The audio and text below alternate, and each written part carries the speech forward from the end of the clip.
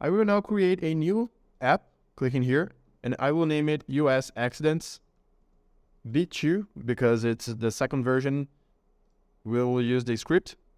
Let's open the app. Instead of dropping the file in here, we'll use the data load editor right here. Okay, so click here. As I mentioned in the previous video, these are variables. We'll talk about that later. But what we need to understand is that the Qlik script is basically a text. It's a set of commands to tell Qlik what it should read from where and what it should do with the data. Okay, so the data load editor is divided basically in three sections. First, we have on the left the sections where we organize the script. In the middle, we have the place where we actually write the script. And on the right side, we have the connections. We will create the connections. And after we have everything set up, we can load the data. And Qlik will read the script and load everything. To better organize the script, we can create some sections. So let's say that we have multiple tables, and first we want to load only the geographical data. And after that, we want to load the sales data and the people data. We can organize the script, and maybe something's going wrong and we need to investigate. We can move things up and down here. And then we can only load the sales data or the script that is in here. And then we can move on because Qlik reads the script from the top to the bottom. But let's understand the structure of loading the table. First, I will create here again a section. I will not give it a name for now. And I will create a connection.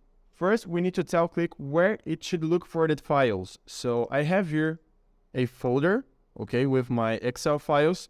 I will copy the path, click here and create new connection. And we have the options to bring files from Dropbox, from the local folder, Google Drive, and some other connectors that are listed here. You can check it out. Let's click here in folder, and I can navigate my folders in here. And if I click here, I will see the path, and I will change this, pasting the address of this folder, okay? I will now give this connection a name. I can call it main connection or main folder, something like that, okay? You can call it whatever you want. Now I will click here and create, and we can now browse the files that we have in this folder. If I click here, we'll see these files. This pen will edit the connection name or the path, and this will just delete the connection, okay? So clicking here, select data.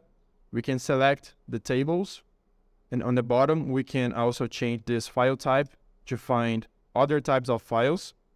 Clicking here, we'll see that the same screen again. So we can change the path of this connection or the name, okay? And clicking here, we'll just delete the connection. I have just created a very simple table with 3 columns and 3 rows with this tab name. So my sheet is called Personal Info. And I want to load this table in here to show you how it's done, okay? This file is called example script. It's located right here in this folder. And now I will go back here to Qlik and find this table by selecting the data in here. So I can see here that I have the same Excel file. I will click here and select. And I have now the same screen that I had before when we were dropping the file in the first screen, right? The difference is that here we can see what it's doing. So we want to load the columns name, age, and city from my main folder connection. And this is the name of the file, okay? We also have here the table name. So if I uncheck this box, the age column, notice that now it disappeared from this list. I will check it again. Okay. And I can change here the file format, the field names.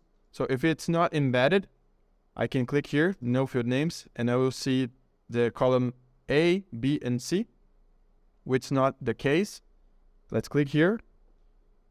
First, let's just insert the script.